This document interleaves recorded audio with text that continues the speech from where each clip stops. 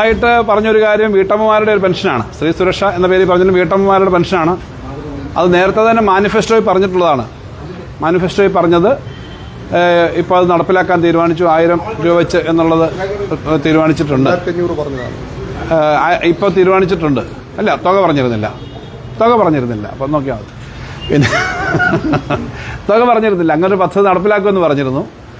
ക്ഷേമ പെൻഷൻ്റെ നിങ്ങൾക്കറിയാം, ഈ ക്ഷേമ പെൻഷൻ ഇപ്പം നിങ്ങൾ നേരത്തെ 2000 ആക്കിയേക്കും 1800 ആക്കിയേക്കും എന്നൊക്കെ വാർത്ത കൊടുത്തിരുന്നു. വാസ്തവത്തിൽ ചർച്ചകളുണ്ടായിരുന്നു എന്നുള്ള സത്യമാണ്. ഞാൻ പറഞ്ഞു, അന്ന് എന്നോട് ചോദിച്ചോട്ട് പറഞ്ഞു, എത്രയാണെന്ന് പറയുന്നില്ല, വളരെ പോസിറ്റീവായിട്ടാണ് ഗവൺമെൻറ് ആലോചിക്കുന്നത്. കാരണം ഇതിൻ്റെ ഒരു വർക്ക് 1 മാസമെങ്കിലുമായിട്ട് ഞങ്ങൾ ഇതിൻ്റെ കാൽക്കുലേഷനൊക്കെ എടുത്തുകൊണ്ടിരിക്കുകയാണ്.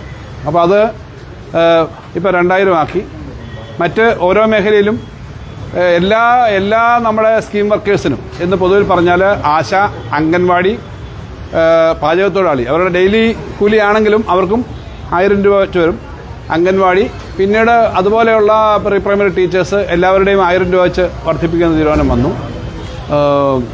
സാക്ഷരതാ പ്രവർത്തകന്മാരുടെ. അപ്പോൾ ഇതുപോലെ മറ്റ് ചില മേഖലയിൽ കൊടുക്കാനുള്ളതെല്ലാം കൊടുക്കുമെന്ന് പറഞ്ഞു. അപ്പോൾ ഒരു കാര്യം മാത്രമേ ഞാൻ പറയാൻ ഉദ്ദേശിക്കുന്നുള്ളൂ. ഇത് എങ്ങനെയാണ് ഇത് ചെയ്യാൻ പറ്റുമോ എന്നുള്ള സ്വാഭാവികമായ ചോദ്യം ഉണ്ടാവാം.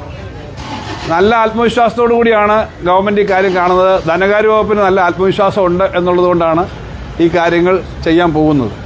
കാരണം നല്ല ബാധ്യത വരുന്നതാണ് ക്ഷേമ പെൻഷൻ വർധന. നമ്മൾ സർക്കാർ ജീവനക്കാരുടെ DA 2 DA കൊടുക്കുമെന്നായിരുന്നു റൂൾ 300-ൽ പറഞ്ഞത്. അപ്പോൾ ഞാൻ കഴിഞ്ഞ ദിവസങ്ങളിൽ സംസാരിക്കുമ്പോൾ നിങ്ങളോടും പറഞ്ഞു, 2 DA കൊടുത്തു. സർക്കാർ ജീവനക്കാരുടെ പരിപാടിയിലും പറഞ്ഞു ഇനിയും ചിലപ്പം ഇനിയും കൊടുക്കും. കാരണം അവർക്ക് അർഹമായിട്ടുള്ളതാണ്. നമുക്ക് കഴിഞ്ഞ 4.5 വർഷക്കാലത്തിനിടയിൽ അനുഭവത്തിൽ ഞങ്ങൾ അധികാരത്തിൽ വരുന്ന സമയത്ത്, 2ാം പിണറായി സർക്കാർ അധികാരത്തിൽ വരുന്ന സമയത്ത് വലിയ തോതിലുള്ള വെട്ടിക്കുറവ് വന്നിട്ടുണ്ട്. ഇപ്പോഴും തുടർന്നുകൊണ്ടിരിക്കുക. ആ വെട്ടിക്കുറവിൻ്റെ ഭാഗമായിട്ട് വന്നേക്കുന്ന വലിയ കുറവ് നിൽക്കുന്നതുകൊണ്ട് ആദ്യത്തെ 2-3 വർഷക്കാലം ഞങ്ങളുടെ ചെലവ് 30,000 കോടിയാണ് തൊട്ട് മുമ്പത്തെ ഗവൺമെൻറ്റിൻ്റെ അവസാനത്തെ വർഷത്തേക്കാൾ വർദ്ധിച്ചത്. കാരണം ഇതുപോലെ തന്നെ ശമ്പള പരിഷ്കരണം അടക്കം വന്നുകൊണ്ടാണ്. അതിന് ആ സമയത്ത് ഞങ്ങൾക്ക് കിട്ടിക്കൊണ്ടിരുന്ന വരുമാനം 57,000 വെട്ടിക്കുറയ്ക്കപ്പെട്ടു. അത് നിന്നുകൊണ്ടാണ് ഞങ്ങൾ ഈ കാര്യം ചെയ്തത്. കഴിഞ്ഞ ബഡ്ജറ്റിൻ്റെ സമയത്ത് ഞാൻ പറഞ്ഞു, കേരളത്തിൽ ഞങ്ങളെ ധനപരമായിട്ടുള്ള കാര്യം നോക്കുമ്പോൾ ഒരു ടേക്ക് ഓഫ് ഉണ്ട്. അപ്പോൾ കളിയാക്കിയ ആളുകൾ ആദ്യം തൊട്ടേ പറയുന്നത് ഇത് പൂച്ച വെച്ച് കിടക്കുകയാണ്, ഖജനാവില്ല. പക്ഷേ ഇതെല്ലാം പറയുമ്പോഴും കഴിഞ്ഞ ഗവൺമെൻറ്റിൻ്റെ കാലത്തെ അളവിനേക്കാളും കൂടുതൽ വർധനയാണ്. ഇപ്പോൾ 1,75,000 കോടി ശരാശരി ഒരു വർഷം ചെലവാക്കുന്ന നേരത്തിലേക്ക് വന്നിട്ടുണ്ട്. അത് വളരെ നന്നായി പ്ലാൻ ചെയ്തുകൊണ്ടാണ്. അപ്പോൾ ഇപ്പോൾ ഇക്കാര്യത്തിന് വരുന്ന ബാധ്യതകൾ നല്ല തുക ബാധ്യത വരും.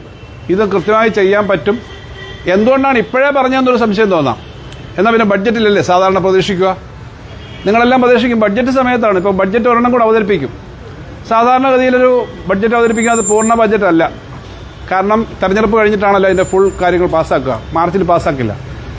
അപ്പോൾ തെരഞ്ഞെടുപ്പിൻ്റെ സ്റ്റണ്ടിനാണ് ഇത് അവതരിപ്പിക്കുന്നതല്ലയോ അന്നേരം പറയുക. ഇതിപ്പോൾ അങ്ങനല്ല. നവംബർ മാസം 1-ാം തീയതി തൊട്ട് നടപ്പിലാവുമെന്ന് പറഞ്ഞാൽ അതിനു മുമ്പേ ഇന്ന് കാര്യം നടപ്പിലാവും. ഞാൻ പറഞ്ഞത് തെരഞ്ഞെടുപ്പ് ഏപ്രിൽ കഴിഞ്ഞിട്ടുള്ള കാര്യം പറയുമ്പോൾ അത് ആ സമയമാണെന്ന് പറയും. അപ്പോൾ നിങ്ങൾ തന്നെ പറയും, നമ്മളല്ലേ, ഞാനും പത്രപ്രവർത്തകനാണെങ്കിൽ അത് പറയും, രാഷ്ട്രീയ പ്രവർത്തകൻ എന്ന നിലയിൽ പ്രതിപക്ഷമാണെങ്കിൽ അത് പറയും. അപ്പോൾ ഇപ്പോഴും ഞങ്ങൾ നവംബർ, ഡിസംബർ, ജനുവരി, ഫെബ്രുവരി, മാർച്ച്, ഏപ്രിൽ അങ്ങനെ ഈ ഗവൺമെൻറ് ഇനിയും ചെയ്യേണ്ട സമയമുണ്ട് ഈ കാലാവധി. അപ്പോൾ ഈ കാലയളവിനകത്ത് അത് ചെയ്യാമെന്നുള്ള വിശ്വാസം ഉള്ളതുകൊണ്ടും ഇത് കൃത്യമായി കൊണ്ടുപോകും. കേരളത്തിലെ ഈ സാമ്പത്തിക രംഗം ഈ ബുദ്ധിമുട്ടുകൾക്കിടയിൽ നിന്നുകൊണ്ട് കേന്ദ്ര ഗവൺമെൻറ് ശക്തമായ സമ്മർദ്ദം ഉണ്ടാകുന്ന ഒരു ഘട്ടത്തിൽ നിന്ന് കോവിഡിൻ്റെയും പ്രളയത്തിൻ്റെയും ഒക്കെ വലിയ തകർച്ചയിൽ നിന്ന് കടന്നു വന്ന് ഈ കാര്യം ചെയ്തുകൊണ്ട് പോകാൻ പറ്റും എന്നുള്ള വിശ്വാസം കൊണ്ട് തന്നെയാണ് ഞങ്ങൾ തീരുമാനിച്ചത്. മുഖ്യമന്ത്രി എല്ലാ കാര്യവും പറഞ്ഞിട്ടുണ്ട്, വിശദമായി പറഞ്ഞിട്ടുണ്ട്. ഞാനതിൻ്റെ കൂടുതൽ കാര്യങ്ങൾ പറയുന്നില്ല. എന്തായാലും നല്ല ആത്മവിശ്വാസത്തോടു കൂടി ഈ കാര്യങ്ങൾ ചെയ്യാൻ പറ്റും. ഇത്രയും ഞങ്ങൾ ഇത് ചെയ്തത് ആ ആത്മവിശ്വാസത്തോടു കൂടി തന്നെയാണ്. അല്ല, ഒരു കാര്യം ചെയ്യുമ്പോഴേ നിങ്ങൾ ചോറ് വിളമ്പുന്നത് കഴിച്ചിട്ടല്ലയോ അടുത്ത ഐറ്റത്തിലേക്ക് നോക്കുന്നത്. ഇത് പറഞ്ഞുകൊണ്ടിരിക്കുകയല്ലേ സീത്തെ. അപ്പം ഇതിന്റെ കാര്യങ്ങൾ ഇതിപ്പം നമ്മൾ പറഞ്ഞുകൊണ്ടിരിക്കുമ്പം ഇനി അടുത്തൊരു കാര്യമാണ്. അടുത്ത കാര്യം പിന്നെ വരുന്നതല്ലേ. ഇപ്പം ഈ ചെയ്യുന്ന കാര്യങ്ങൾ ഇത് എത്ര ബാധ്യത വരുന്നതാണ്. നല്ല ബാധ്യത വരുന്ന ഒരു പ്രഖ്യാപനമാണ് നടത്തിയിട്ടുള്ളത്. പ്രഖ്യാപനങ്ങളെല്ലാം വിശദമായി കണക്കാക്കണം. എന്തായാലും ഒരു 10,000 കോടി കുറയില്ല.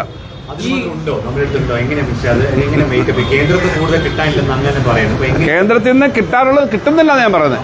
അതായത് ഇപ്പോൾ നമ്മൾ ഏറ്റവും ഒടുവിലത്തെ സ്കൂൾ വിദ്യാഭ്യാസം, ആരോഗ്യം, ഇപ്പോൾ പൊതുവിതരണം ഇങ്ങനെയൊക്കെ തന്നെ പലതവണയും പലതും പെൻഡിംഗ് ആയി കിടക്കുന്നതിന് 10,000 കോടിക്ക് അടുത്തുണ്ട് കേട്ടോ.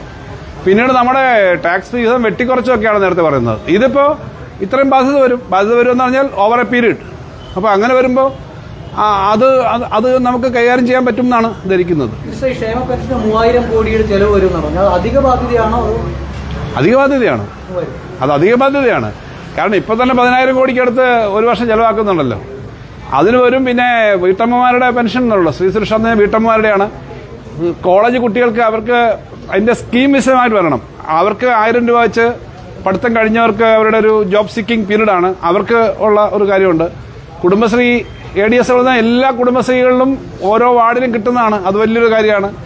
അതിനൊക്കെ ആ നല്ല തുക വരുന്നതാണ്. പിന്നെ ക്ഷേമ പെൻഷനും നെല്ലിൻ്റെ റബ്ബറിൻ്റെ വർധന, നെല്ല് 30 രൂപ. അതൊരു കാര്യം ഞാൻ പറയുകയാണ്, നെല്ലിൻ്റെ തറവിലയാണ് 30 നിശ്ചയിച്ചേക്കുന്നത്. ഞങ്ങളൊരിക്കലും ഈ ഗവൺമെൻറ് വന്നപ്പോഴത്തോട് പറയുന്നുണ്ട് ഇൻസെൻറ്റീവായി കണക്ട് ചെയ്തല്ല അത് കൊടുക്കുന്നത്. ഇപ്പോൾ ഓരോ സമയത്തും കേന്ദ്ര ഗവൺമെൻറ് ഇത്രയും കൊടുക്കണമെന്നാണ് ഞങ്ങളുടെ ആഗ്രഹം. കേന്ദ്ര ഗവൺമെൻറ് എത്രയും തരാത്തതുകൊണ്ട് അവർ ഇടയ്ക്കിടയ്ക്ക് പ്രഖ്യാപിക്കുന്ന ഇൻസെൻറ്റീവ് ഉണ്ട്. ആ ഇൻസെൻറ്റീവ് ഇതിൽ നിന്ന് തട്ടിക്കുറയ്ക്കും. അതിന് യാതൊരു സംശയവും വേണ്ട. കാരണം ഇപ്പം അവർ പ്രഖ്യാപിച്ച എല്ലാ തുകയെക്കാളും കൂടുതലാണ്. അതിനിയും നാളെ ഇനി ഒരു 50 പൈസ ഇൻസെൻറ്റീവ് പ്രഖ്യാപിക്കുമ്പോൾ അതനുസരിച്ച് കൂട്ടുകയല്ല. അത് ഞാൻ ആവർത്തിച്ച് പറയുകയാണ്. കാരണം ധനകാര്യമന്ത്രി എന്ന നിലയിൽ എനിക്ക് ആ ഉത്തരവാദിത്വം ഉണ്ടെന്നുള്ളതുകൊണ്ട് ഞാൻ പറയുകയാണ്. അസംബ്ലിയിൽ ഇത് പറയാറുണ്ട്. ഇൻസെൻറ്റീവ് എത്ര വരട്ടെ, ഇപ്പം നെൽകൃഷിക്കാർക്ക് ഒരു 30 രൂപ കൊടുക്കണം. പിന്നെ മുഖ്യമന്ത്രി പറഞ്ഞ മറ്റൊരു കാര്യമുണ്ട്, ഈ നെല്ല് എടുക്കുന്നതുമായി ബന്ധപ്പെട്ട് കുറേയേറെ പ്രശ്നങ്ങളുണ്ട്. അതും കുറേയേറെ കാര്യങ്ങൾ ഇന്ന് സെറ്റിൽ ചെയ്തു. അതിന് നല്ല തുക ചെലവ് വരുന്നതാണ്. ആ സെറ്റിൽമെൻറ്റ് ഇന്നുണ്ടാക്കിയത് അവരുമായിട്ട് കൊടുക്കാനുള്ളതൊക്കെ. അപ്പോൾ ഇതെല്ലാം നാട്ടിലെ കൃഷിക്കാർക്ക്, റബ്ബറിന് വില കൂടിയാൽ കൃഷിക്കാർ കൂടുതൽ കൃത്യമായി റബ്ബർ കൃഷി ചെയ്യും. അപ്പോൾ അവരുടെ റബ്ബർ വിൽക്കുന്നതിൻ്റെ വരുമാനം വരും. അതായത് ഈ ഇൻസെൻറ്റീവ് അവർക്ക് കൊടുക്കുന്ന തറവില മാത്രമല്ല, അത്തരം പ്രൊഡക്ഷൻ നടക്കും. നെല്ല് കൃഷി കൂടുതൽ വരും. ഇതേപോലെ കാർഷിക മേഖലയിൽ കൂടുതൽ സംഭവങ്ങൾ വരും. നമ്മുടെ ഓരോ മേഖലയിലും ഇൻകം വരും. അപ്പോൾ ഒരു വീട്ടിൽ തന്നെ നിങ്ങൾ ആലോചിച്ചാൽ മതി, 2 പേര് പെൻഷൻ മേടിക്കുന്നവരും ഒരു കുട്ടിയുണ്ടെന്ന് വെച്ചോ, അല്ലെ 2 കൊച്ചുമക്കളുണ്ടെന്ന് വെച്ചോ, ആ വീട്ടിൽ അത്യാവശ്യം അവർക്ക് നന്നായിട്ട് ഈ കാര്യങ്ങൾ പിന്നെ കിട്ടും. അങ്ങനെ ചെയ്യാനാണ് കേരളം ഒരു വ്യത്യസ്തമായ സമീപനമുള്ള സംസ്ഥാനമാണ്. നവകേരളം സൃഷ്ടിക്കാനാണ്. ഇതിനൊപ്പം നവംബർ 1 നമ്മുടെ അതിദാരിദ്ര്യ മുക്തമായി പ്രഖ്യാപിക്കുന്ന അടക്കമുള്ള കാര്യങ്ങൾ വരികയാണ്. അതുകൊണ്ട് ഇത് വാസ്തവത്തിൽ ഇത്രയും നല്ലൊരു കാര്യം കേരളത്തിൽ ചെയ്യുന്നു എന്നുള്ളത് കൂടുതൽ ശക്തിപ്പെടുത്താൻ നമുക്ക് ഒരുമിച്ച് പ്രവർത്തിക്കാമെന്നാണ് പറയാനുള്ളത്. പിന്നെ നിങ്ങൾ ചോദിക്കുമ്പോൾ ഈ കണക്ക് കൂട്ടിയിരുന്ന കാര്യമൊക്കെ ആ സമയത്ത് പറയാൻ പറ്റാത്തതുകൊണ്ട് പറഞ്ഞാൽ പലരും ചോദിക്കുന്നുണ്ടായിരുന്നു, ഇങ്ങനെ ഇത്ര കൂട്ടുവോ ഇവിടെ വരും. അപ്പം അങ്ങ് സാധാരണഗതിയിൽ അങ്ങനെ കണക്ക് കൂട്ടുന്ന കാര്യങ്ങൾ നമ്മൾ ക്യാബിനറ്റ് വെച്ച് തീരുമാനിക്കേണ്ട ഒരു കാര്യമായതുകൊണ്ട് നേരത്തെ പറയുന്നത് ഇതൊക്കെ വർക്കൗട്ട് ചെയ്യുന്ന കാര്യം. ആത്മവിശ്വാസം ഉണ്ടെന്ന് പറഞ്ഞാൽ കടം സാധാരണഗതിയിൽ എടുക്കും. പക്ഷേ കടമെടുക്കുന്നത് കഴിഞ്ഞ 50-30 വർഷക്കാലം കേരളത്തിലെ ഓരോ 5 വർഷവും വന്ന സർക്കാരുകൾ എടുത്ത കടത്തിന്റെ പരിധി അനുസരിച്ച് എടുക്കുകയാണെങ്കിൽ 1,25,000 കോടി കൂടി അധികം കേരളത്തിന് ഇപ്പം കിട്ടേണ്ടതാണ്. ഞാൻ ആ കണക്ക് നേരത്തെ പറഞ്ഞു. സാധാരണഗതി 90%, 100% വെച്ച് ഓരോ 5 വർഷം വർദ്ധിക്കും. പക്ഷേ ഇപ്പോൾ 60% പോലും കടം വർദ്ധിക്കുന്നില്ല. അതുകൊണ്ടാണ് ഇന്ത്യയിലെ കടത്തിന്റെ കാര്യത്തിൽ ഏറ്റവും മെച്ചപ്പെട്ട 5 സംസ്ഥാനങ്ങളിൽ കടം കുറച്ച 5 സംസ്ഥാനങ്ങളിൽ ഒന്നായിട്ട് കേരളത്തെ കഴിഞ്ഞ ദിവസം റിസർവ് ബാങ്കിന്റെയും സ്റ്റേറ്റ് ബാങ്കിന്റെയും ഒക്കെ കണക്കുകളിൽ വന്നത് നിങ്ങൾ കണ്ടു. AG അക്കൗണ്ടന്റ് ജനറലിന്റെ കണക്കിനകത്തും ഇന്ന് കേരളം ഇംപ്രൂവ് ചെയ്തു. യഥാർത്ഥത്തിൽ സർ തോമസ് ഐസക്കിന്റെ വർഷത്തിന്റെ 5ാമത്തെ വർഷം 2,96,000 ആയിരുന്നു കേരളത്തിന്റെ കടം. അതിനു മുമ്പ് ഉമ്മൻചാണ്ടി ഗവൺമെന്റ് അവസാനത്തെ വർഷം അത് 1,56,000 ആയിരുന്നു. എൻ്റെ ഓർമ്മയെന്ന് ഞാൻ പറയുകയാണ്. സർ VSന്റെ ഗവൺമെന്റിന്റെ സമയത്ത് ഏറ്റവും അവസാനത്തെ വർഷം അത് 86,000 കോടിയായിരുന്നു. ഓരോ സമയത്തും 90% അല്ലെ 100% ആയിട്ട് വർദ്ധിച്ചിട്ടുണ്ട്. പക്ഷേ ഇപ്പോൾ അതനുസരിച്ച് 2,96,000 നിന്നും ഈ 5 വർഷം കഴിയുമ്പം ഏകദേശം 6 ലക്ഷം കോടി ആവണം. 4,70,000 കോടി വരെ എടുക്കാനേ കേന്ദ്ര ഗവൺമെന്റ് സമ്മതിച്ചിട്ടുള്ളൂ. എന്ന് പറഞ്ഞാൽ സാധാരണ എനിക്ക് മുമ്പുള്ള എല്ലാ ധനകാര്യമന്ത്രിമാരുടെയും സമയത്ത് കിട്ടിയിരുന്ന തുകയെക്കാളും 1,25,000 കോടി കുറച്ചേ എടുക്കാൻ കേരളത്തിലെ ഗവൺമെന്റ് അനുവദിച്ചിട്ടുള്ളൂ. ഇവിടെ ഞാൻ പറഞ്ഞല്ലോ 10,000 കോടിയോളം അധികം ബാധ്യത വരാം. ആ ബാധ്യത വരുന്നത് പിന്നെ ഇത്രയും കടമെടുക്കാനുള്ള സമയത്ത് പോലും ആ കടം കിട്ടാതിരിക്കുന്ന ഇതിലാണ്. അതുകൊണ്ട് ബാധ്യതയൊന്നും അധികം വരില്ല, താങ്ങാൻ പറ്റാത്ത ബാധ്യത വരില്ല. കേരളം നല്ല സ്ട്രോങ് ആയിട്ട് പോകുന്നു എന്നുള്ളത് നിങ്ങൾക്ക് സന്തോഷമല്ലേ? കാരണം നിങ്ങൾക്കെല്ലാം പത്രങ്ങൾക്കുൾപ്പെടെ മീഡിയയ്ക്കുൾപ്പെടെ ശക്തമായിട്ടൊരു അന്തരീക്ഷം ഉണ്ടാവുന്ന സാഹചര്യം. അതുകൊണ്ടാണ് ഞാൻ ആത്മവിശ്വാസത്തോടെ പറയുന്നത്. ഞാൻ പറഞ്ഞു തെരഞ്ഞെടുപ്പ് ഈ സമയം 2ാം നിമിഷം പ്രഖ്യാപിക്കാൻ പോകുന്നത് സാധാരണ സഭയിലോ അല്ലെങ്കിൽ ബജറ്റിലോ പറയേണ്ടത് ഇപ്പോൾ പറഞ്ഞതൊരു ടൈമിംഗ് ഒരു പ്രശ്നം, അത് ഇലക്ഷൻ മുന്നിലുണ്ട് ഞങ്ങൾ ആരോപണം വന്നാൽ അല്ല, അത് നിങ്ങൾക്ക് അങ്ങനെ പറയാം. പിന്നെ എല്ലാ ഗവൺമെന്റുകളും ടൈമിംഗ് ഒക്കെ നോക്കി തന്നെ പ്രഖ്യാപിക്കാറുണ്ട്. ഇന്ത്യയിൽ ഇപ്പോൾ ബീഹാറിൽ ഇപ്പോൾ എന്താ, അവിടുത്തെ ഇന്ത്യ മുന്നണി പ്രഖ്യാപിച്ചിട്ടുണ്ട്, അവിടുത്തെ BJP ഗവൺമെന്റ് പ്രഖ്യാപിച്ചിട്ടുണ്ട്. ഒരു കാര്യം ഞാൻ പറയാം, മഹാരാഷ്ട്രയിലും കർണാടകത്തിൽ കഴിഞ്ഞ സമയത്ത് അവർ പ്രഖ്യാപിച്ചല്ലോ. അതൊക്കെ തെരഞ്ഞെടുപ്പിന് മുമ്പിലാണ്. ഞങ്ങൾ പഞ്ചായത്ത് തെരഞ്ഞെടുപ്പ് മാത്രമല്ല, പഞ്ചായത്ത് തെരഞ്ഞെടുപ്പിന് ഇത്രയും പറയേണ്ട കാര്യമില്ലല്ലോ. പഞ്ചായത്തും അസംബ്ലി തെരഞ്ഞെടുപ്പും അടുത്തടുത്ത് വരികയാണ്. അങ്ങനെ വരുമ്പോൾ ഞങ്ങൾ തെരഞ്ഞെടുപ്പിന്റെ തൊട്ട് മുമ്പ് ഈ ഐസ്ക്രീമിന്റെ മേളിൽ ഒരു ചെറി വെക്കുന്ന പോലെ തെരഞ്ഞെടുപ്പിന്റെ സമയത്തല്ല വെച്ചത്. ഞങ്ങൾ പറയുന്നത് this we can do, we will do, ഞങ്ങൾക്കിത് ചെയ്യാൻ പറ്റും, ഞങ്ങൾ ചെയ്യും. ഗവൺമെന്റിന് തുടർച്ചയായിട്ട് അധികാരത്തിൽ വന്നാൽ ഇത് കൃത്യമായി ചെയ്യും. ഞങ്ങൾ അല്ലാതെ നേരത്തെ ഇരുന്നവർ 18 മാസക്കാലത്തെ പെൻഷൻ, സാമൂഹ്യ പെൻഷൻ 600 രൂപയായിട്ട് പോലും കുടിശ്ശിക കൊടുത്തവരാണ്. ഇതൊക്കെ ഞങ്ങൾ രാഷ്ട്രീയത്തിൽ പറയും, പ്രചരിപ്പിക്കും. പക്ഷേ തെരഞ്ഞെടുപ്പിന്റെ സമയത്ത് മറ്റ് സംസ്ഥാനങ്ങളിൽ, ഈ പറഞ്ഞ മഹാരാഷ്ട്ര, കർണാടക, മറ്റ് സംസ്ഥാനങ്ങളിലൊക്കെ പറഞ്ഞതെല്ലാം അതേപോലെ കൊടുക്കുന്നുണ്ടോ എന്ന് നിങ്ങളൊന്ന് അന്വേഷിക്കണം. ഞങ്ങളങ്ങനല്ല. ഈ പറഞ്ഞ കാര്യങ്ങളെല്ലാം പരമാവധി ചെയ്യാൻ ശ്രമിക്കുന്നുണ്ട്. ആ ശ്രമിക്കുന്നില്ലെങ്കിൽ അല്ലെങ്കിൽ എന്തെങ്കിലും ഒരു പോരായ്മ വന്നാൽ നിങ്ങൾ ചൂണ്ടിക്കാണിക്കുകയും ചെയ്യും. അതുകൊണ്ട് നിങ്ങളോട് ഞങ്ങൾക്ക് ദേഷ്യം ഉണ്ടാവാറില്ല. പത്രപ്രവർത്തകർ എന്നല്ലേ നിങ്ങൾ ചൂണ്ടിക്കാണിക്കും. ഞങ്ങൾക്കത് ദേഷ്യമില്ല. വിഷമം കാണുമായിരിക്കും ചില സമയത്ത്. ഞങ്ങളെ ആകെ ശ്വാസം മുട്ടിക്കുന്ന സമയത്ത് ആ പണം തരാത്തതിനെ പറ്റി നിങ്ങൾ പറയാതെ ഞങ്ങളെ വിമർശിക്കുമ്പോൾ ഞങ്ങൾക്ക് വിഷമം ഉണ്ടാവും. പക്ഷേ ഇവിടെ അതല്ല. ഇത് നന്നായിട്ട് ചെയ്യാൻ പറ്റുമെന്ന വിശ്വാസത്തിൻ്റെ അടിസ്ഥാനത്തിലാണ്. പിന്നെ ഇതെല്ലാം കൃത്യമായി ഈ കാര്യങ്ങളെല്ലാം നടന്നു വരുന്നതിൻ്റെ അടിസ്ഥാനത്തിലാണ്. പെട്ടെന്ന് കേന്ദ്രം ഇപ്പം തന്നെ 6000 കോടി രൂപ ഈ വർഷം ആദ്യം കുറച്ചു. GSTയുടെ വന്നപ്പോഴും കുറച്ച് കുറയുമെന്ന് ഞാൻ പറഞ്ഞല്ലോ. ഞാൻ മാത്രമല്ല, 8 സ്റ്റേറ്റുകൾ ഞങ്ങൾ കൂടി കണക്ക് വെച്ചു.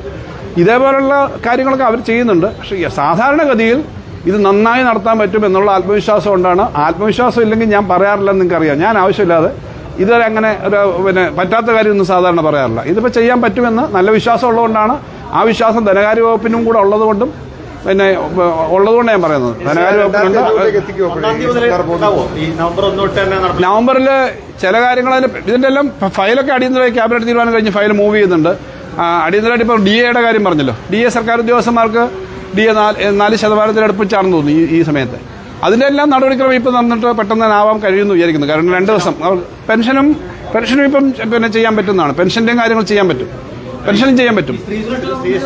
അത് സംബന്ധിച്ചും അടിയന്തരമായിട്ട് അതിൻ്റെ കൃത്യമായ ഒരു മാനദണ്ഡമൊക്കെ ഉണ്ടാക്കിയിട്ടുണ്ട്. മറ്റു കാര്യങ്ങളും ആ മാനദണ്ഡം അതിൻ്റെ സിസ്റ്റം നടപ്പിലാക്കുന്നതിൻ്റെ ഒരു ചെറിയ സമയം വരും. കാരണം ഇത്രയേറെ ആളുകളുടെ ലിസ്റ്റൊക്കെ ആക്കി എടുക്കുന്നത്. അതിന് വേറെ തടസ്സമൊന്നുമില്ല. ഒരു ബ്രോഡായ മാനദണ്ഡമുണ്ട്. അതനുസരിച്ച് കാര്യങ്ങൾ ചെയ്യും.